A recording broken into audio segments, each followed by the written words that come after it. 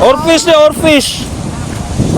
Ito ang isda na ayaw mong makita dahil pag ito daw ay lumabas, may mangyayari na lindol or tsunami. Ito ang oarfish, kilala din bilang doomsday fish. Nakatira sila sa dagat na hindi naabot ng liwanag. Kaya nilang humaba ng 11 meters kasing haba ng bus. Wala silang ngipin. Ang pagkain nila ay plankton at krill at napaka-rare lang nila makita. Kaya pag ito daw ay lumabas, may dala itong masamang balita. Sa Japan, tinatawag silang Ryoge no Chukai or messenger from the sea god na pinaniniwalaang may kasamang lindol. Ang Japan, Taiwan, Pilipinas at marami pang bansa ang naniniwala dito. Ang theory daw ay merong nangyayari sa tectonic plates sa ilalim ng dagat kaya sila naglalabasan. Napatanong tuloy ako kung totoo, bakit isa or dalawa, tatlo or apat, sabihin nating 5 ang nagpapakita? Sobrang dami niya nila. May binasa akong research. Ang Bulletin of Seismological Society of America ay nag-analyze ng 336 sightings ng oarfish sa Japan at kinumpara sa 221 earthquakes. Isang beses lang nagkataon na may lumabas na oarfish pagkatapos niyan lumindol. At since konti lang ang information natin sa kanila, sabi ng mga eksperto, sila ay pwedeng magpakita dahil may sakit, injury, or mamamatay na. Wala talagang nakakaalam kung ano ang totoo. Pero ito alam ko, ang dagat are yet to be explored.